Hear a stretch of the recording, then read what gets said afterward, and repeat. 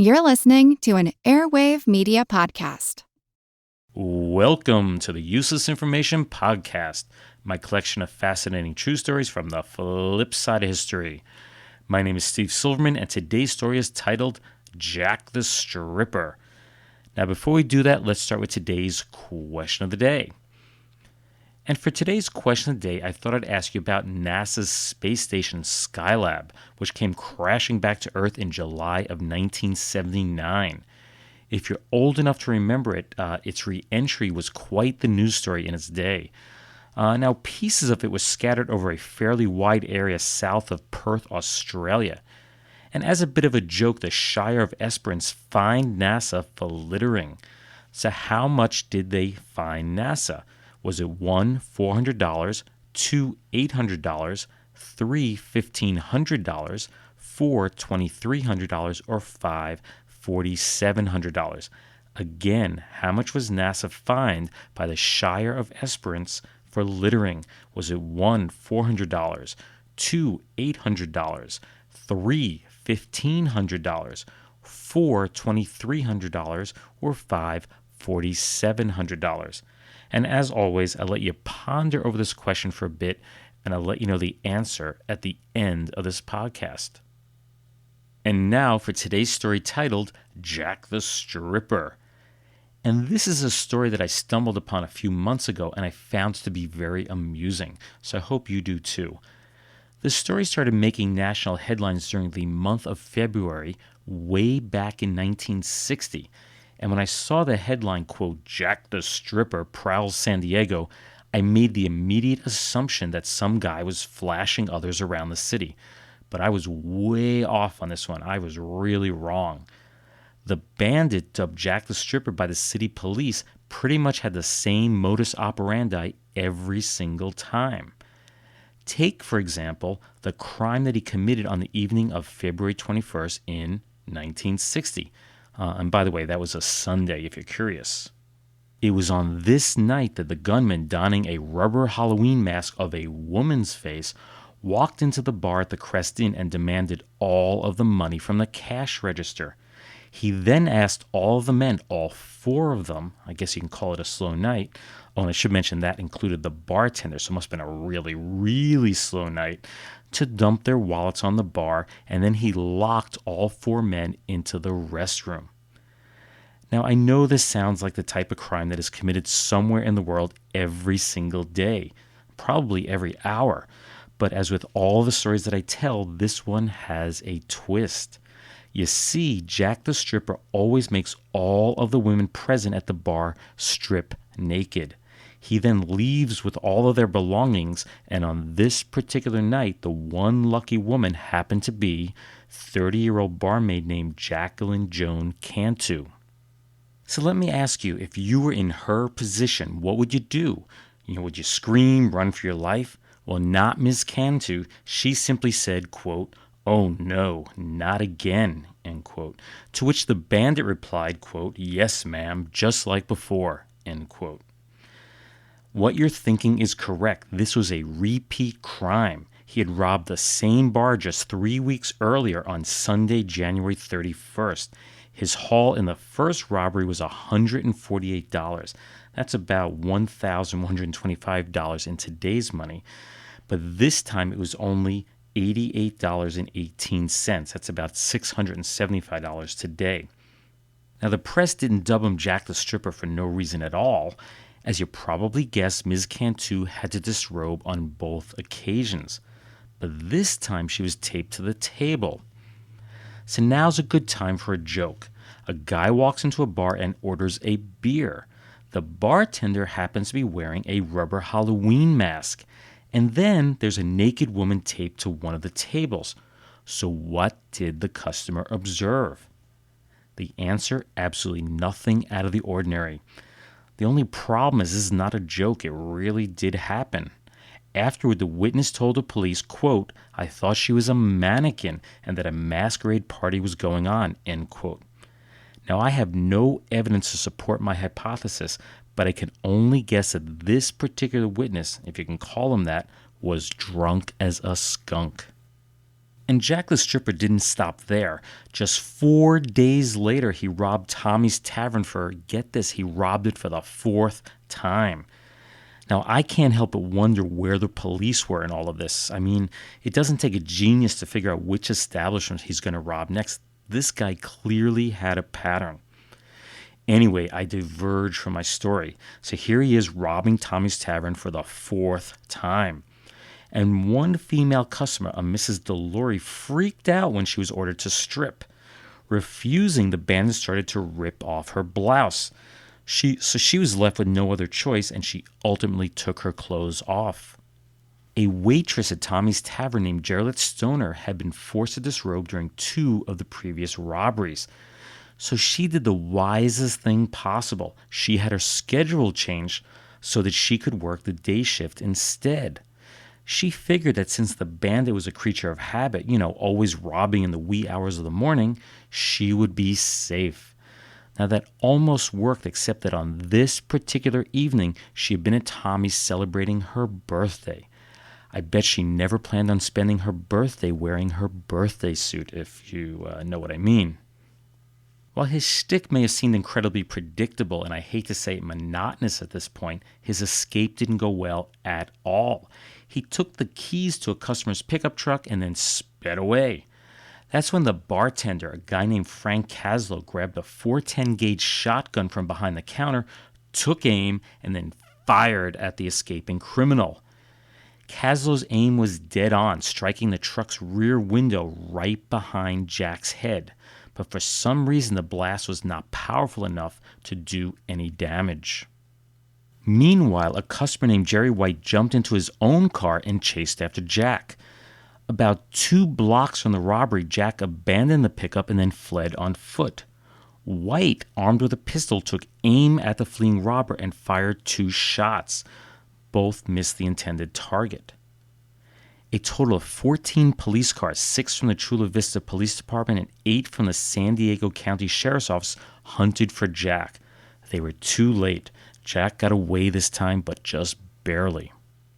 Jack was described by police as being around 40 years of age, 6 feet tall, and weighing somewhere between 200 and 220 pounds. During each robbery, he was always polite, made sure to cut the phone line, and he never touched any of the women that he forced to disrobe in any inappropriate way. It was theorized that he left the ladies in the nude to inconvenience them so that they couldn't call the police. Now, this backfired a bit during one robbery when someone called the police to let them know that a naked woman was running up and down the street screaming at the top of her lungs. By the time the police arrived, Jack had a 15-minute lead over them. It should come as no surprise that the press was having a field day with this story. The March 7, 1960 issue of the Titusville Herald joked, quote, Jack the Stripper, the San Diego Bandit, really puts some truth in the girl's long-standing complaint. But I don't have a thing to wear. And that's the end of the quote. And this is where the story of Jack the Stripper fades from the headlines. There was a story on March 17th about a robbery at a store named Jay's Display. The thief ordered a young clerk to disrobe before hitting her on the head and stealing $500. The police dismissed this as a copycat crime since our Jack was never violent and he only held up taverns at night. Fast forward to October 11th of 1962. A man entered a Southgate, California bar which was owned by a 25-year-old divorcee named Arlene Van Note. He entered around 2 a.m. and asked for a beer. He then pulled out a gun and announced that he was holding up the place. $55 was taken from the cash register. As you can probably guess, the robber asked Miss Van Note and the bar manager, which was 35-year-old Joan Bagley, to remove all of their clothing. I'm Jack the Stripper, he was quoted as saying, I make my living this way. He supposedly threatened to rape Miss Van Note, but then said, I'll put your clothes back on. I don't like women anyway. Ms. Van Note then put her clothes back on and was forced to tie up the still nude Ms. Bagley. Then Jack did something he had not done during any of the previous robberies. He took Mrs. Van Note as a hostage and they used her car as a getaway vehicle. 8 hours later, the two were almost 300 miles away from the scene of the crime, and they were at the Desert Inn Casino in Las Vegas. Mrs. Van Note whispered to a change girl that she was being held hostage and that the man she was with was armed.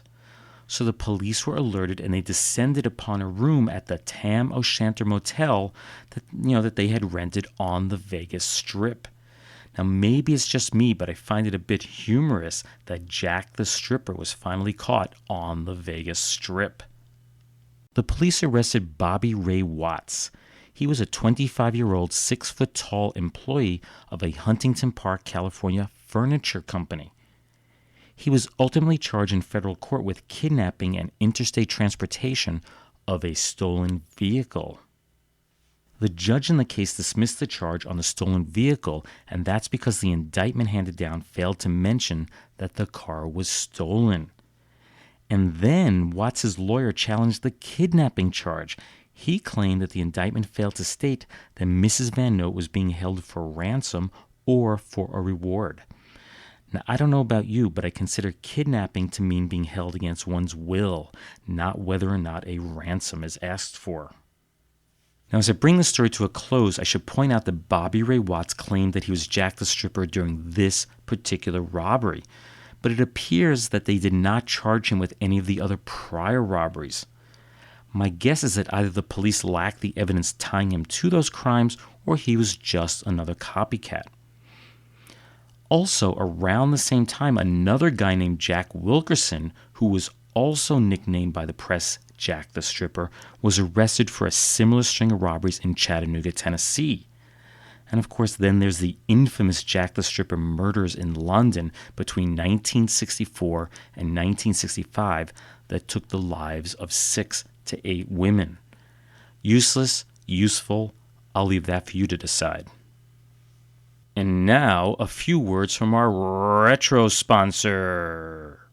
Christmas is almost upon us, and this Christmas, as in the past 5 years, the finest gift you can give is a United States savings bond.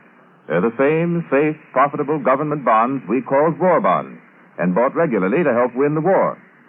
Young people enjoy receiving U.S. savings bonds because it gives them a feeling of having money of their own. Government bonds help give them a start in their college education or in their chosen profession. To older people, government bonds mean a future free from financial worry. They have a chance to make all of their retirement dreams come true. So for your own good and the good of the people you care about, keep buying United States savings bonds. You're lending your money to the government, and they'll pay you $4 for every $3 invested. And by the purchases of savings bonds, you're helping to fight inflation. Invest all of your spare funds in government bonds. By doing so, you'll be banking on your future. And now, back to Erskine Johnson. While he never achieved the fame of other competing gossip columnists, like Hedda Hopper and Walter Winchell, Erskine Johnson did manage to hold his own. He was born Joseph Erskine Johnson in 1910 and wrote a nationally syndicated column starting in the late 1930s. His radio show ran under several names during the 1940s. It was originally called Hollywood Spotlight, then it became Tonight in Hollywood, and finally Erskine Johnson's Hollywood, which this commercial for savings bonds is lifted from. This particular episode featured an interview with actor Michael Redgrave and was originally broadcast on December 17th of 1945. It was broadcast on the Mutual Don Lee Network. A popular feature of Erskine's interviews was a segment that he called Hollywood Confessions, and that's where celebrities revealed something unknown about their lives. Now, there was nothing scandalous at all, that is, unless you consider Roy Rogers admitting that he hated lemon pie to be a shocking revelation. I certainly don't. In this episode, Michael Redgrave confessed that he almost ruined his first screen test. There was some annoying sound on the movie set. It turned out to be his teeth chattering from the cold. So they warmed him up and he successfully completed the screen test. Erskine Johnson wrote his newspaper column for 31 years. He wrote his last column in July of 1967. He then retired to manage the Harbor Lights restaurant, which he owned in Oceanside, California. He died in 1984 at the age of 74. And now for a few totally useless, yet totally true tidbits from history. It's time for what I like to call news of the weird past. And before I get going, I should tell you that all of today's tidbits have one thing in common. They're all about absent-minded people. And our first story for today is dated September 10th of 1928. It was reported that a guy named William Jones and his family stopped at a service station in Chicago, Illinois, to have their car checked out. Now, while the car was being examined, Mrs. Jones decided to go to the bathroom and wash her hands. When she was done, she was shocked to see that the car was gone. It turns out that her husband drove off with their 2 kids asleep in the back seat.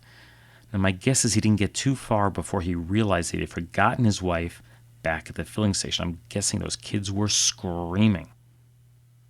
Our second story is dated August 30th of 1960, where it's reported that a 79-year-old man named Maxim Radin checked into the Hotel Ashley in New York City.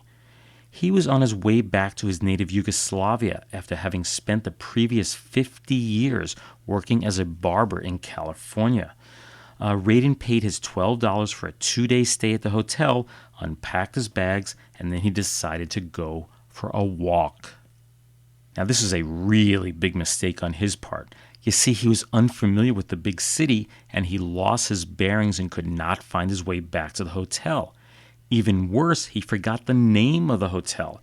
So for 2 days, he wandered the streets trying to locate the building, but nothing looked familiar. He was unsuccessful. So finally, he had no choice. He went to the police.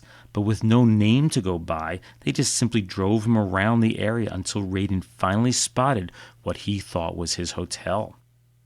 So he went up to his room, put the key in the lock, and opened the door. To his shock, all of his possessions were gone, which included his life savings. This included $11,067 in traveler's checks, $3,800 in hard cold cash, $600 worth of $20 coins, a bill of sale for his Oakland apartment building, his passport, and of course his ticket back to Yugoslavia. Radin made the only logical conclusion anyone in his boat could make. He had been robbed. He had just enough money hidden in his money belt to pay for a flight back to California. But luck was on his side. It turns out that his luggage was not stolen. The manager of the hotel had put all of Radin's belongings into storage, everything except the one suitcase containing the money and the valuables. Now, that suitcase was later found hidden under the bed by 2 boys, 11 and 13 years old. And they were, of course, the sons of a couple that rented the room after Radin had left. All of his possessions and his life savings were returned to Radin, and he set sail on the very next boat to Yugoslavia on September 16th. Now, my guess is that he was certain to remember the name of the hotel he was staying at when he returned to New York for that voyage. And our last story for today is dated May 6th of 1954, which reported that an unidentified man accidentally left a package containing $40,000 in cash on the back seat of a taxi cab. Now, that's a lot of money today, but to put it in perspective, that would be about $334,000 in today's U.S. currency. Now, the cash was wrapped in a plain brown paper cover. Now, the passenger immediately realized his error and hailed a second taxi to go after the first one.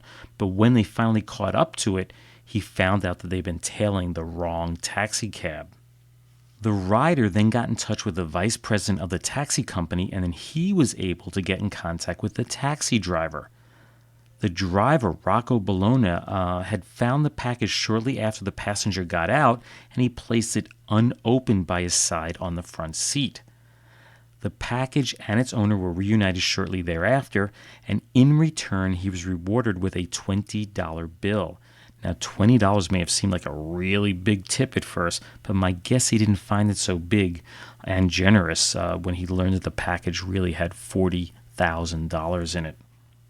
And now for the answer to today's question of the day. And I had asked how much NASA was fined by the Shire of Esperance for littering when the space station Skylab crashed back to Earth. And I gave you 5 choices. They were 1, $400, 2, $800, 3, $1,500, 4, $2,300, or 5, $4,700. The answer is actually the first choice, $400.